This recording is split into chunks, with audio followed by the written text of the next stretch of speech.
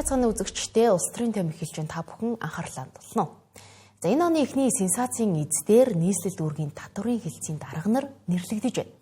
За тэднийг ажлаа тасалж аялал зугаалгаар явсныг нь анх шүгүүлүүлсэн хүн бол сангийн сайд Жавхлан. За явахдаа өртөг өндөртөө Дубай руу явсныг нь тэрээр мэдэн бодлог хэлсэн нь үнэн байсан. За ингээд хэний мөнгөөр хідүүлээ явав гэд эрс сурал болоход за татврын ерөнхий газрынхан тайлбар хийж за энэ аяллыг нийслэлээс зохион байгуулсан гэж ам нисэн юм аа. Оны өмнө ийм арга хэмжээ аялал болохыг бол бид нар бол мэдсэн. Ерөнхий газраас албаас өрөлдөнд чөлөөшүүл болох боломжгүй гэдгийг бол хэлсэн байх. Чөлөө авалгүй, амралт дааж авалгүй. За тэндээс ямар нэг томилолт байхгүй. Ямар томилолтоор ямар зардлаар явсан тодорхойгүй. Ингээ бөөнд амраад явцгаач. Тий, одоо зугаалаад явж. Төрийн хэмнэлтийн хууль гараад ер нь төрийн албаа агч нар гадаад томилолтыг бол төсөв бол байхгүй болсон. Улсын төсвөөс татврын ерөнхий газраас за манай татврын байгууллагуудаас бол нэг төгрөгч гараагүй. За энийг бол тодруулах хэрэгтэй. Хаанаас ямар зардлаар ингэж одоо дуран мэдэж явдаг томилгоотой улсууд вэ? Нийслэлийн цэцрийн хамгаалалт газар нийслэлийн захирагчаас зохион байгуулсан арга хэмжээ гэж мэдгдсэн биднэрт. Татврын байгууллагаас л гарч байгаа зардал байхгүй. Оны сүүлээр бол одоо төрийн албаа агч нар маань одоо орон шууд авахгүй гэдэг маш хүнд байдалд байлаа шүү дээ, тийм ээ. Мөн одоо энэ одоо татвар хураах албаны арга хэмжээнүүдийг ч одоо олон аж ахуйн нэгжүүдээр авсан байдаг. Гэтэл татврын хэлтсийн дарга нар нь өөрсдөө одоо ямар төлөвлөгөөгөө биелүүлсэн гэж ийм урамшуулал хүртээд ингээд гадаадд зугаалаад явж байдаг юм бэ. Яагаад тэгээд даргийнхаа үгийг тоодог юм даа. Төрийн албаа агчд гэж. Ямар ажиллаар явсан бэ? Ямар зардлаар явсан юм? За яг тэр нарийн мэдээлэл бол алга. Ямар ч байсан улсын төсвөөс бол гараагүй, татврын албанаас гараагүй, өөрсдөөсөө бас гаргаагүй байх гэсэн юм мэдээлэлтэй байгаа.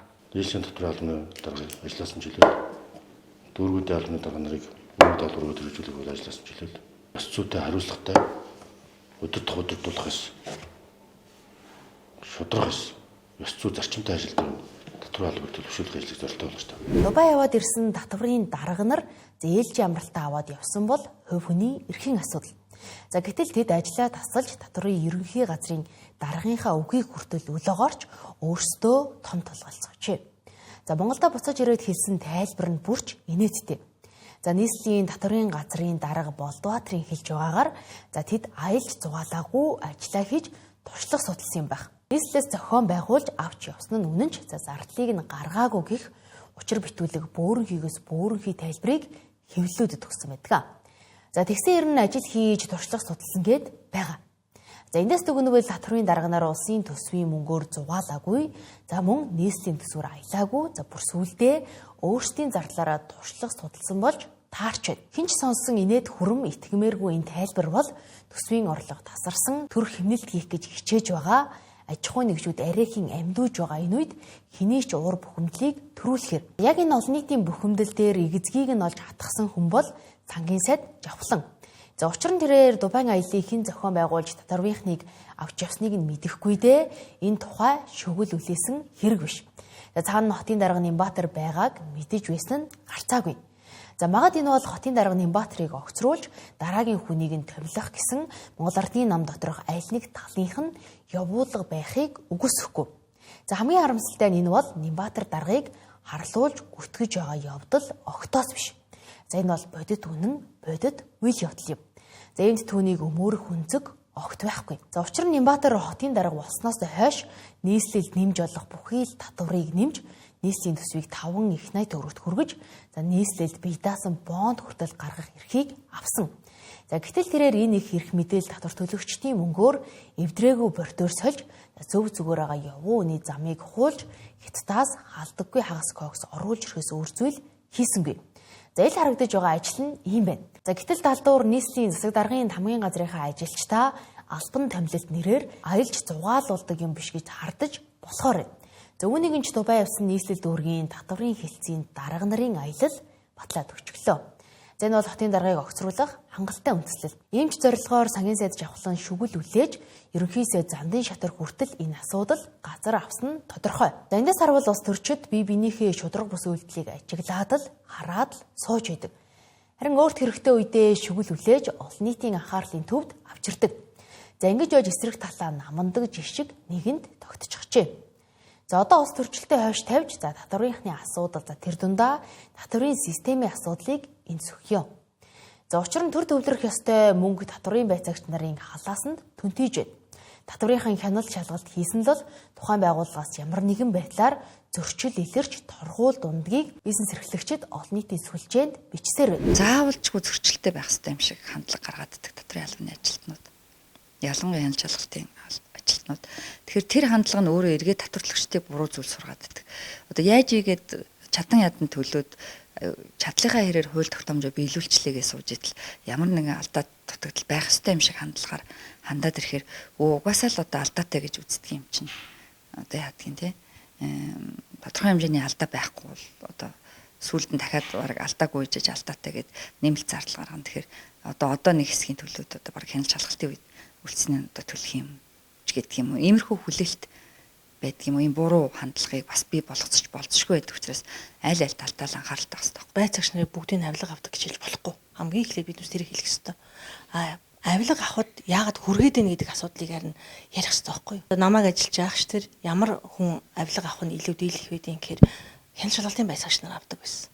Гэтэл одоо бүр сүүлдээ тайлан хүлээж авдаг байцаагч нар авдаг боллоо гэд гомдол ирээд байна л да. Одоо ингээд надаас өвлгөө авж байгаа хүмүүс биднээс ингэж мөнгө өгч чи ингэж гэсэн ийм юм яриад байгаа учраас энэ дээр нь үндэслээд яагаад энэ байдалд хүрвэ гэдгийг судлаач хүний зайвал бодох хэрэгтэй болж байгаа байхгүй юу? Нал дэмшиг атлаа ил цагаан байгаа энэ бүх авилгын сүлжээг төр өөрөө угсарсан гэж судлаачид шүүмжилж байна.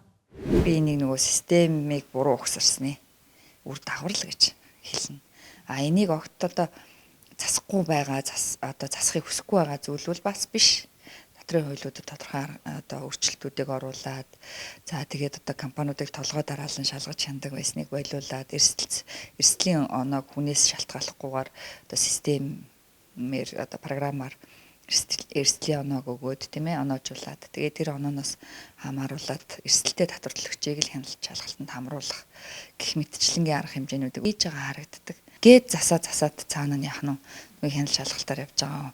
Одоо хяналт шалгалтанд хамрагдаж байгаа аж ахуй нэгжтэй шууд мэдээж одоо хяналтын байцаагч нүрд тулж уулзна. Төлбөрийн баримт олгоогүй орлогоо нуусан гэдэг үндслээр маш их хувь хүн болон аж ахуй нэгжүүд акт тавиулж байна. Баримтжуулна гэдэг чинь нөгөө татварын албаны ажил биш. Хоёр хүмүүсийн нөгөө худалдан авагч худалдагч хоёрын үүрэг болчихж байгаа байхгүй юу? Тэгэд нэг нь өгөхгүй бол нөгөөх нь зардалтаа шингээхгүй. Тэгэхээр нэгнийх нь орлого нуусан, нөгөөх нь зардал байхгүй болчихж байгаа. Зардал байхгүй байхын биднээс хуулиар зөвшөөрсөн хэлбэршүүлсэн горим гэх тээ. Хэлбэршүүлсэн горимор таалагнаа гэд. Энэ нь болохоор зардалгүй байхыг зөвшөөрч байгаа. Зардалгүй байхыг зөвшөөрчхөөр цаад хэсэг нь орлогоо нуух боломжийг бий болгочихж байгаа. Тэгэнгүүт ч одоо хяналт шалгалтаар одоо хэнийг шалгасан гэсэн хяналт шалгалтаар орлогоо нуусан байна гэд акт тавих бүрэн боломжтой болсон. Нэг аж ахуй нэгж тайлангаа хоцроочоод одоо шууд засаад алдаатай байгаад шууд өөрөө засаа залруулаа явчихаар нөгөө одоо систем маань бие биендээ нөлөөтэй учраас нөгөө харилцагч аж ахуй нэгжийн тайлан зөрөгч байт юм уу тийм ээ. Тэр аж ахуй нэгж нь өөрөөсөө биш өрөөлөөс болоод тайлангаа засах замбрааг болох ч байдаг юм уу. Нэгэнт одоо том мэдэнд орчихсон хань одоо дураараа тайлангаа засах ийм байдал үүснэ мэдээж. Энэ нь өөрөө бас одоо татрын албаны үйл ажиллагаанд болон бусад татварлагчдын үйл ажиллагаанд сөрөг нөлөөтэй. Гэтэл огт нэг төгрөгийн орлого олоогүй байгаа одоо жишээл X тайлан гэж ярьдаг шүү дээ манайхан. X тайлантай аж ахуй нэгж одоо орлого олж эхлэх мэгцээ тайлангаа өгөх шаардлагатай болоод энэ тохиолдолд бол яг одоо орлого олж исэн аж ахуй нэгжтэй ижил байдлаар хандаж тийм ээ заавал торгуул төлсний дараа тайлан илгээх эрхийг нээнч гэдэг юм уу. Энэ бичлэнгээ тэрэн тэгээ магадгүй одоо яадгийн нэг хэлцийн дараагаас хамааралтай ч байдаг юм уу. Ингээ ганцхан хүнээс бараг хамаарч тарах ийм одоо зүйлсүүдийг бий болгочиход байгаа нь л энэ алдаа завхрал үүдүүлээд байгаа байхгүй. Тайлангаа өгөөгүй гэдгээр сая 500 төгрөгийн торгуулт орох гэдэг шүү дээ аж ахуй нэгж. Тэнгүүт нь яад юм 500 мянган төгрөгийн байцаагчд нөгөөд эрхээ нийлгээд тайлангаа өгч байна. Хамгийн ихний одоо жишээ бол энэ. Одоо ч ер нь авилга гэдэг чинь хизээж мөнгөөр дансаар ойлгомжтой шүү дээ. Тэр ч одоо авилгатай тэмцэх газар яагаад байгаа юм? Яаж тэр хүмүүсийн нүднээс далд хийж яах гэдгийг олж илрүүлэх гэж байгаа шүү дээ. Тэрнээс биш нүдэн дээр нь ил байдаг бол хинч тэр чинь одоо нөгөө тэр мөрдөгч тэр хүмүүс мэрэгжлийн хүмүүс байх нь шаардлагагүй шүү дээ. Тэгэхээр авилга гэдгийг бол ер нь бол анзаарахад бол юу гэж бодож байгаа юм бэ гэхээр сүлжээ болж байна. Тэгэхээр энэ сүлжээн дээр нь ажиллаач хэл гэдэг. Зөвхөн тэр байцаагчийг буруутгах гэдэг биш. Чи авилга авчлаа 10 машин тавина гэж буруутгахаас илүү яагаад энд ийм нөхцөл бий болоод байна. Нөгөө систем хууль нь ийм болгоод байна уу гэдгээс эхлэх хэрэгтэй байхгүй юу? Тэрнээс биш байцаагчийг шахаалал одоо 20 30 жил биднээс тэгж ажиллаа шүү дээ. Байцаагчийг л буруутгаад энэ байцаагч нар л ингэж авдаг ч гэдэг юм уу тий. Гэтэл цаана нь хууль эрх зүй гэдэг юм тэгвэл яагаад ийм нөхцөл хүргээд байгаа юм гэдгийг харах хэрэгтэй. Дөнгөж сая та бүхний сонсончлон татврын систем урууга харснаас болж татврын байцаагч нар хөрөнгөжөж хөлжиж байна. За улмаар 10 саяын торгуул төлөх үү татврын байцаагчид 5 саяын авилга өгөхгүйгэх сонголтод хүрч байгаа юм. За мэдээж бизнес эрхлэгчид аль багыг нь сонгох нь ойлгомжтой. За одоо хугацаанд бүгшсаар ирсэн татврын байцаагчдын авилгын асуудлыг зэгцлэхгүй бол хүрээгээ улам тэлсээр байгааг судлаачид хэллээ. За үүний тулд суурнаас нь эхлэх ёстойг хэлж байгаа юм. За яг одоо бол татврын байцаагч нар авилга авахаас буцдаггүй. За аж ахуйн нэгжүүд нь хүртэл аль баг мөнгө төлж асуудлаа амраар шийдвэхийг хүсдэг. За татврын систем нь ч өөрөө энэ хоёрыг хоёуланг нь дэмждэг. За ийм байхад асуудал тартагтаа тулах нь аргагүй. За ийм тхэн биш системтэй тэмцэж бодлогоо өөрчлөх ёстойг судлаачид хэлж байлаа. Харин энэ өөрчлөлтийг хийх учиртай бодлого боловсруулагчид бодлого шийдэл биш эрх мэдэл булаалцсан хэвээр. За татврынхны Дубай явсан асуудал нь Монгол Ардын нам дотор хагарал дуусаагүй. За хотын даргын төлөөх тэмцэл эхэлж байгааг харуулж байгаа юм.